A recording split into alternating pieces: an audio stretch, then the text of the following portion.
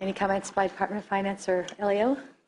Rashi Kesarwani with the LAO. We have no issues to raise with the 3 budget change proposals for the Department of Aging. All right. That's good.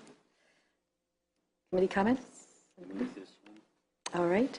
We'll ask for any public comments first. Any public comments on this item? All right. Thank you, Senator Monning. That item's approved. Next item is the model approaches to the statewide legal assistance program. Yes. And the Phase 2 grant. The department is requesting $536,000 in federal local assistance expenditure authority to implement, again, another federal demonstration grant that we were awarded earlier this year. And we would continue the partnership that was developed with the Legal Services of Northern California and the Legal Aid Society, the Legal Aid Association of California in implementing this grant. As I noted earlier, as the State Unit on Aging, we receive Older Americans Act funding to support senior legal services through the area agencies on aging. But no surprise to any of you, the amount of funding we get through the Older Americans Act certainly doesn't come near to scratching the many complex issues older adults sometimes face in terms of legal related issues. The first grant, this is a second phase grant. The first grant that we had allowed CDA and its partners to develop a model for delivering coordinated, cost-effective legal services that are responsive to the needs of seniors, particularly those who are low income and have limited English proficiency. Also under the Phase 1 grant, the department and its partners established a advisory group and that was comprised of representatives from the AAAs, local legal service providers, members of the Judiciary Council, the State Bar, Access to Justice Commission, and from our academic partners. And this advisory group prioritized recommendations for future coordination efforts, including the priority that we should focus on developing and sharing resources and tools, increasing partnerships among legal services and AAAs, and increasing education about legal services. So in May of this year, we had the opportunity to again apply for another competitive 3-year grant to implement a Phase 2 approach and continue the work that was developed in Phase 1. And we were one of the states awarded the Phase 2 grant. Under this grant, we will be specifically focused on developing statewide guidelines for targeting and prioritizing areas to be addressed using Older Americans Act Legal Services funds. These are recommendations, they're not mandates, but really given the wide range of requests that come into the legal aid providers, they really do need help in terms of developing kind of priorities in terms of the areas that they take on and some rationale for why they're doing that. And so that was a request that really came through that advisory group. Again, would be encouraging the use of these guidelines at the local level, and then identifying best practices in providing the most efficient and effective senior legal services, and sharing these resources broadly so that the limited dollars available can be best leveraged. In certain areas, there really has been a focus on certain types of legal issues and how to most effectively respond to those needs, whether it's through workshops, one-on-one, other venues, partnerships with other organizations, and those are great in that local area. So really, rather than reinventing the wheel, to really more broadly share those strategies that have been developed is certainly part of this effort. And then finally, how can legal services providers and AAAs partner with other legal assistance resources in their communities more effectively is another goal in terms of this Phase 2 efforts. So really the tools and identified best practices that are being developed are ones that we believe will be sustainable in terms of the guidelines and the ongoing efforts once the grant ends, in terms of dissemination of those resources and tools.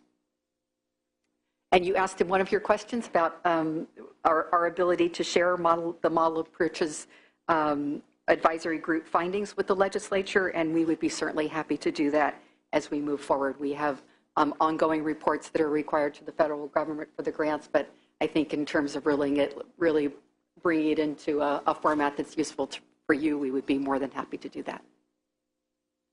Thank you very much. I have a question. Go ahead. You can Yeah, because there's another question. Oh, sorry. How will the services be sustained after phase 2? I know we're using federal dollars, but once they've been expended with this program, is there going to be any sort of pressure on the general fund? No, we do not believe so. I mean, our real focus is to use these grant dollars to create the deliverables. So, for example, the guidelines will continue to be used after the grant is over, and the best practices. I envision that we will probably find a forum for us to be able to put those on our website, kind of keep those up and available for organizations to use, and certainly the area agencies and their legal services providers to use moving forward. Okay. Thank you very much. Any other comments? All right. Thank you. LAO, Department of Finance? All righty. Any public comments on this item? I'll move the item. Senator Marty moves the item. Is that okay with you? Thank you very much. That is adopted. Thank you. Thank you very much. Thank you for your presentation today. Thank you for your wonderful work. Thank you. Thank you. All right. Next up is the Department of Social Services discussing community care licensing.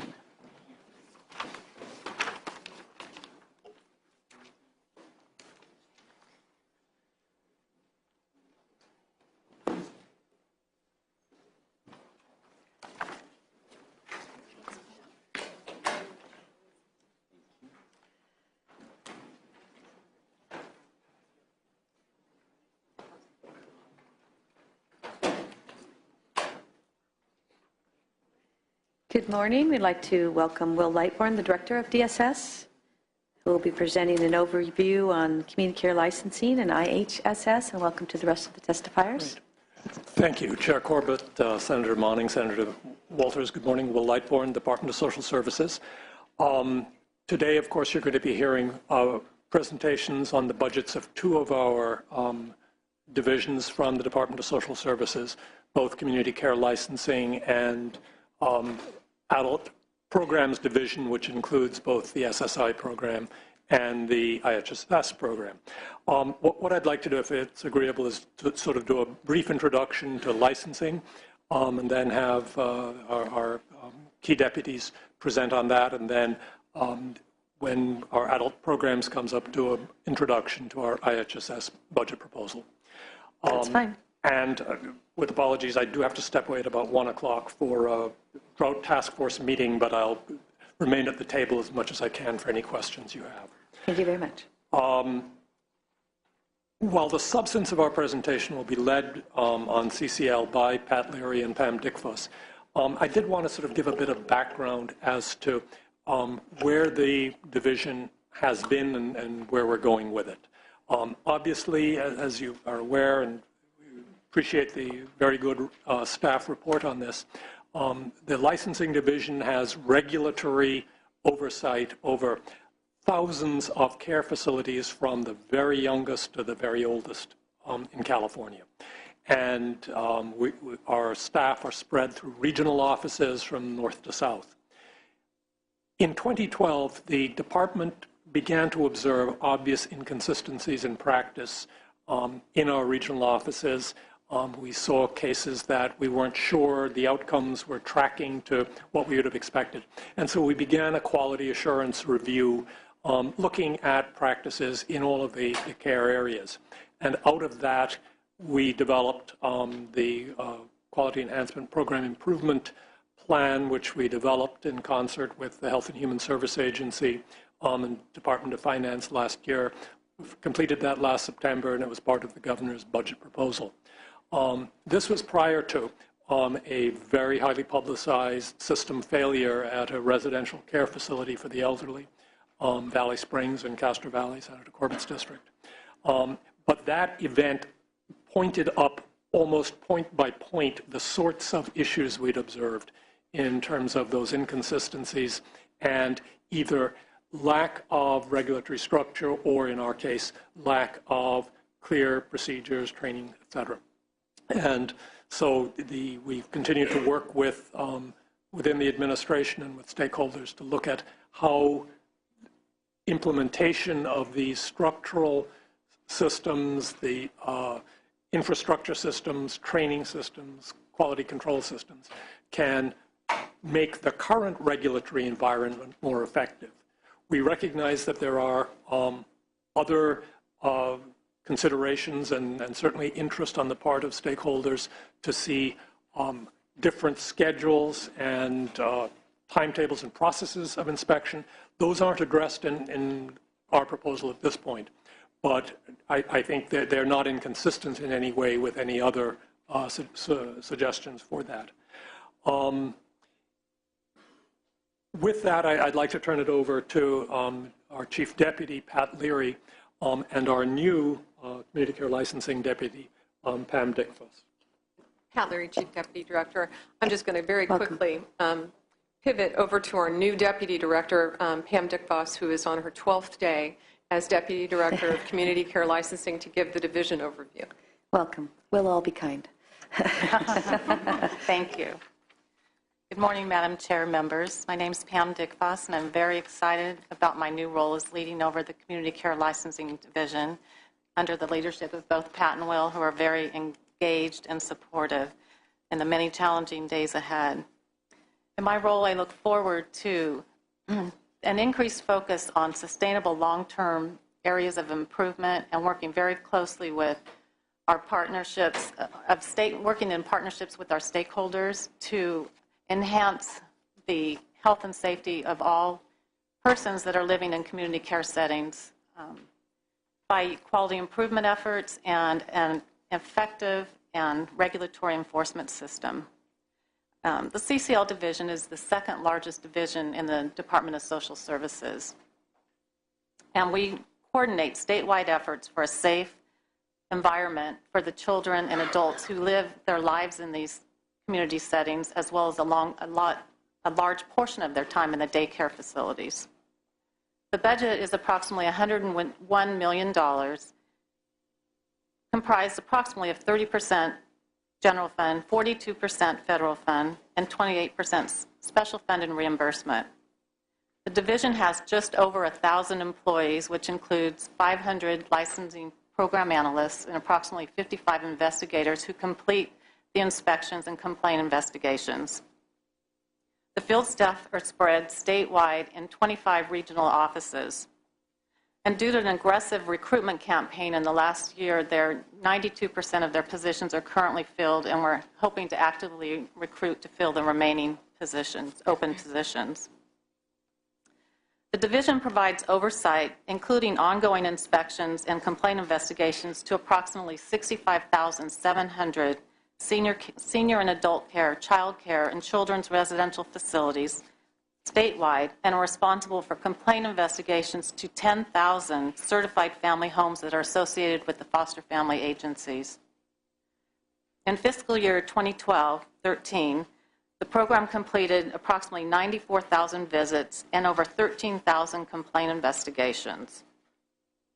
Additionally, we processed just under 180,000 requests for criminal background clearances, which are maintained in our database that includes over 1 million caregivers who either are employed in or associated with licensed facilities across the state.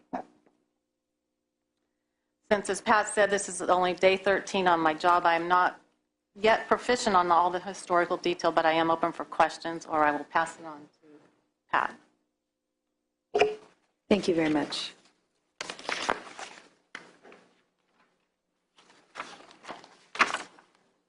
Are there any other comments under this portion for you? LAO is not here. Department of Finance. Any comments from the public on this item?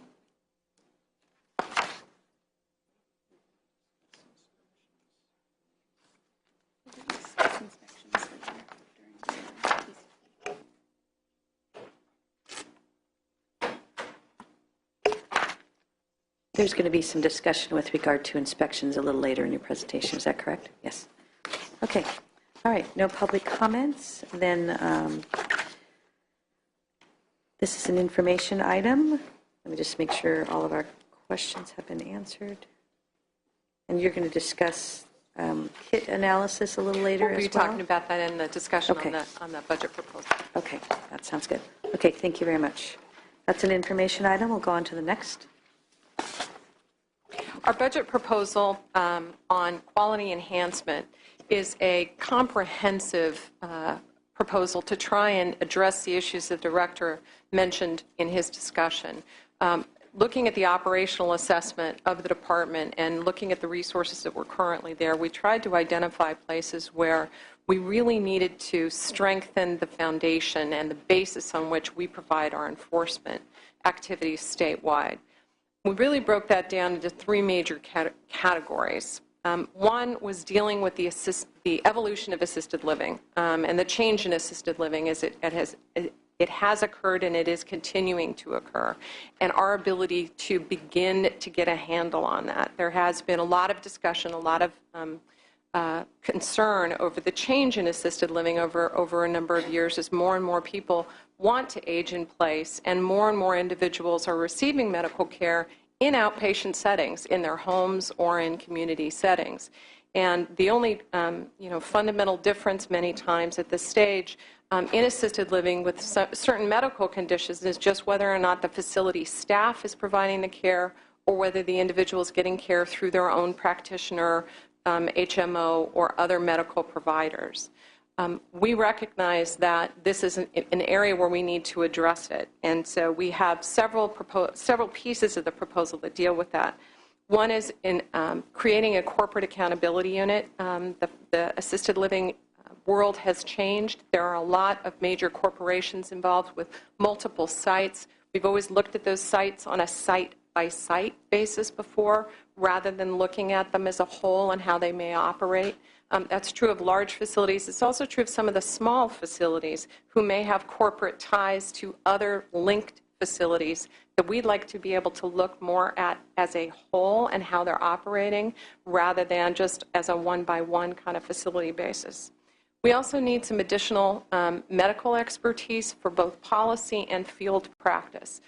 As we begin this discussion of what should assisted living regulatory oversight look like into the future, we need to have some internal medical resources to assist us to develop that. In addition, our field staff rely from time to time on a policy interpretation of a medical condition. We currently have a contracted individuals who provide us with that kind of assistance. We need additional assistance, so that's what this proposal would do.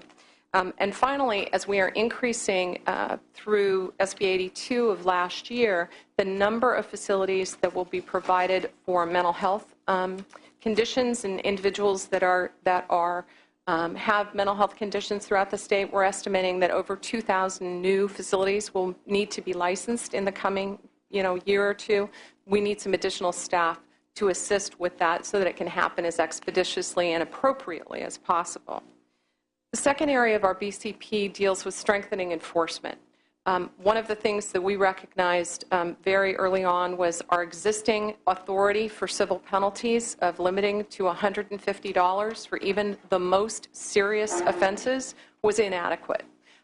We included a proposal in this to significantly increase civil penalties for the most significant and tie them to the size of the facility so that a small facility all facilities would receive a civil penalty for a significant event of up to 5 times their annual license fee.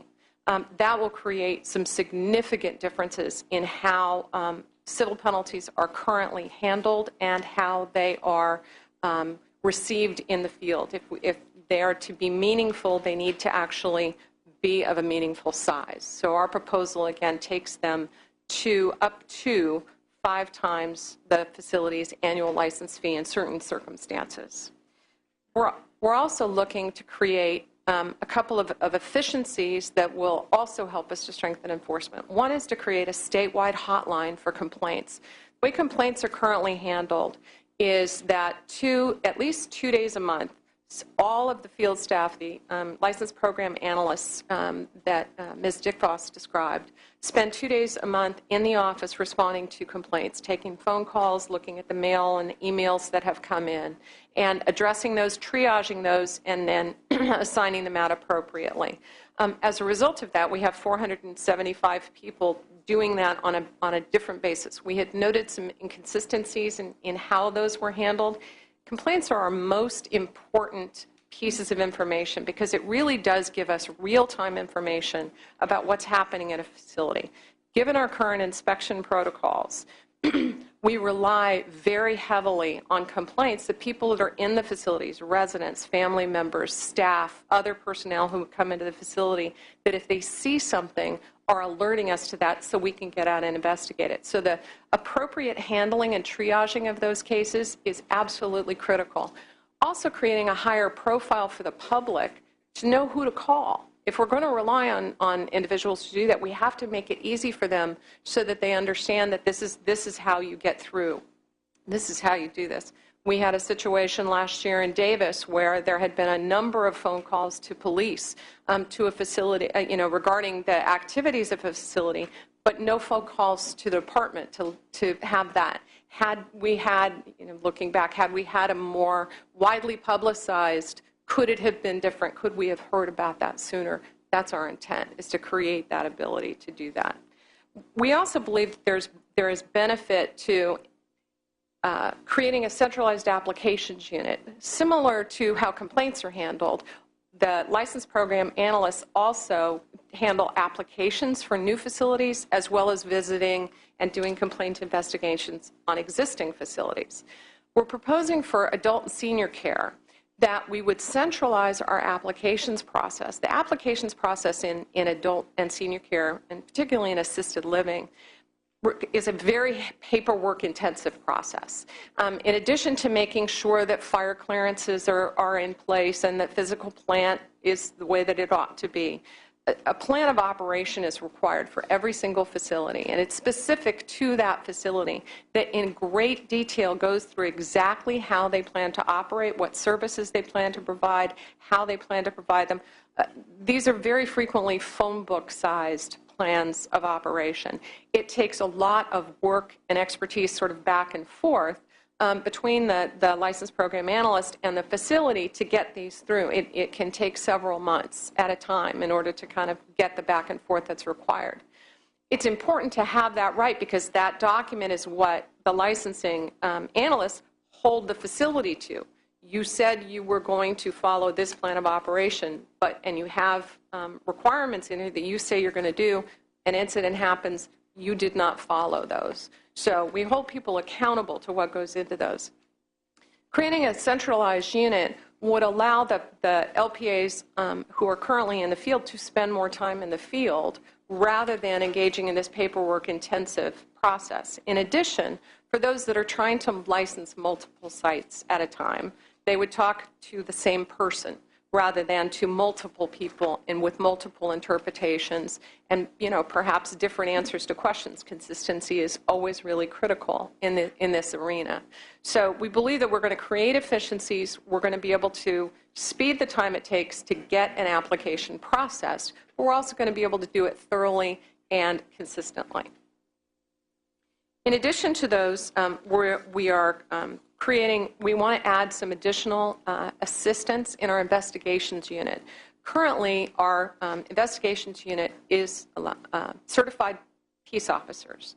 Those are required in order for us to get access to information in various law enforcement databases, who are forensically trained, who can talk to other law enforcement agencies and get the kind of information that can only be released to law enforcement. But currently, we do not have sufficient staff for them to do the kind of work that doesn't require certification and training. The paperwork processing, some of the phone calls, some of the analysis, some of the requesting of a police report doesn't require to have, the paperwork associated with doing that does not require certification. So that would allow them to free up their time to use where we do need to have their training and their certification. Finally, our last category is in performance and quality outcomes. As you may or may not know, the information technology system that we currently have in the department, while cutting edge when it was developed back at a time when disco and pagers were popular, is no longer as modern. It's not the way, at the time it truly was cutting edge. It is absolutely not the way any of us would build a system today, because it doesn't give us the ability to go in and get and aggregate data so that we can actually see trends and see, it doesn't easily allow us to do this.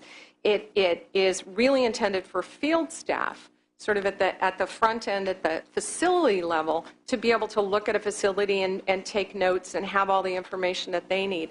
It was never intended to create reports at the state level to see what was actually going on in the field. It does have the capability, the data is there, it's just incredibly labor intensive to go in and do it. So we're proposing a unit to go in and do that data mining and so that we can get the data. We know that we need a new system, even a new system at some point in time in the future, but until that point in time, we need to work with the data that we currently have. And the only way to really be able to get the information that we feel we need to look at consistency and quality throughout the state is to be able to create the people to go in and actually go in and data mine it and get it. Last two things are the training of our staff. As we shrank, as the state went through the economic difficulties that we did over the last decade, one of the things that was reduced was the amount of training for staff in the field. Our License Program Academy, for the folks that are actually out in facilities every day, used to be 6 weeks in length, in addition to some mentoring and hands-on training that was done in the field. That was reduced down to 2 weeks with some webinar additions. This proposal takes that back to an additional 2 weeks, which we think is really critically important to properly train our staff from the very beginning and allow us to have some ability to do some continuing education for them in the field. Our supervisors in the field currently attend, as every supervisor in the state of California does, a supervisor training, which is a very important and very essential part of how to become a supervisor and what to do. But it's not specific to community care licensing. It talks about just what being a supervisor in general does. We need curriculum and training very specific to what does it mean to be a manager, a supervisor in the field for our licensing program.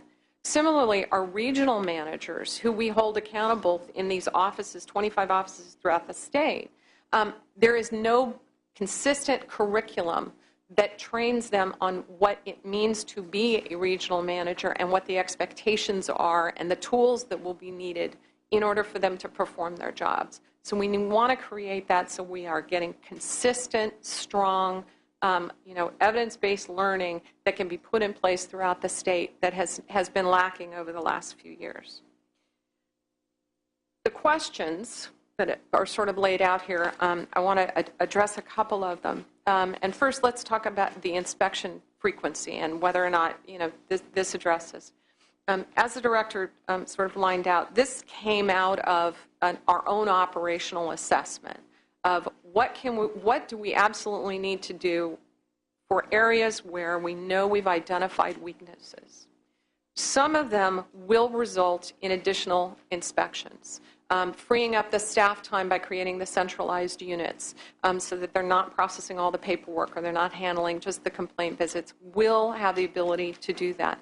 But we thought it was critically important before bringing in additional staff to do increased inspections to strengthen this basic foundation, to start with the areas where we knew we had weaknesses so that we weren't just continuing to build on something that had some shaky ground in it.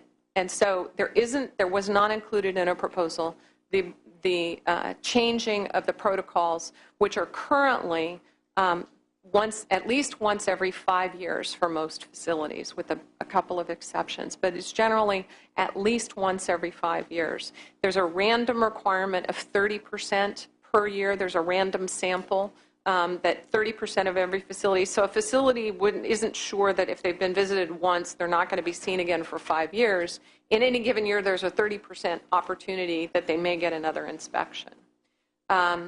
We've used what's called the key indicator tool during those inspections. And let me discuss that. The key indicator tool was a tool that was developed by the division several years ago when it was clear that the resources that the division had at that time were not allowing them to meet the mandate of even an every 5-year visit. And there was great concern that if facilities couldn't be visited at least every 5 years was a long time, but if they couldn't even meet the 5-year mandate, what else could they do to try and get out to facilities more frequently so that they could make sure that they were not letting such a significant period of time go by before a facility inspection was conducted. The child care arena nationally had developed this concept of key indicators as an evidence-based practice that if there are certain indicators that indicate whether or not a facility is operating well. If you look at certain things, you can get a good idea of whether or not the facility is performing well or whether or not you need to look at it and do a full comprehensive visit. Building on that and work that was done by the National Association of Regulatory Agencies, or NARA, which is sort of the licensing folks nationwide, and some work at through the Pennsylvania, professor in Pennsylvania, the kit was expanded to build not just for child care, but also for adult and senior care on a way that tried to identify what our most frequent violations and citations were, in addition to always including what our most serious violations were, and then always adding a random element. So there would always be something that folks would not know to be a part of an element. That allowed us to get out and visit facilities more frequently than they would have in order to meet that 5-year deadline, which is, as staff pointed out, and I do want to compliment, staff did an excellent job of putting together kind of the background and also the discussion of this. But as staff pointed out in the agenda, we can now meet that 5-year requirement 92 to 97% of the time. At the same time, we knew that this was taking us into a different direction that had not been tested previously, had not been used in other states, on the adult and senior care side in particular. And so we contracted with Sacramento State to come up with or help us validate the things that we chose. We had a basis. There was a rational basis for the items that we picked and looked at, but we asked Sacramento State to help us evaluate if the data was supporting those elements that we had added to the key indicator tool, if there were other elements that we should have included, and what that should look like. They have been working for the last 2 years to try and get us that, slightly less than 2 years, to try and get us that information. They struggled a lot with the data and the system that I described earlier, and the difficulty at getting out the data and getting consistent data, finding enough information that was usable in making a sort of scientific analysis of what it is. We do not yet have their full report. We are continuing to work with them. We believe that we should have something by early this spring that would give us some indicator of if we're headed in the right direction, if there are other things we need to do or other things that we should change.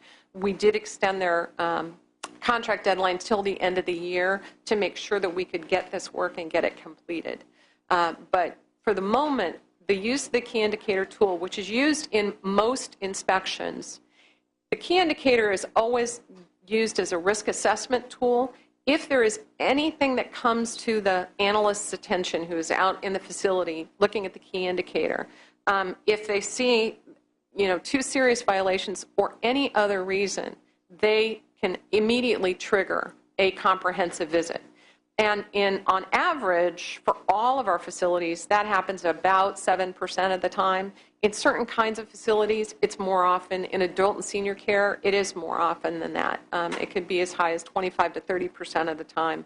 When they go in to do an inspection and they start with the key indicator tool, they say, I need to do the full comprehensive visit on this. In terms of stakeholder process and involvement, we started this as our operational assessment. We certainly heard and listened to stakeholders about some of the issues that they were experiencing with the department in terms of consistency and quality statewide. And we tried to address each one of those in the process. But we're certainly at this point moving forward, engaging with them significantly. We've had a couple of stakeholder discussions. We fully expect to have many, many more over the coming weeks and months as we further develop both this proposal and other proposals moving forward. Because as we said, this is really the reestablishment of the base rather than the aspirational future.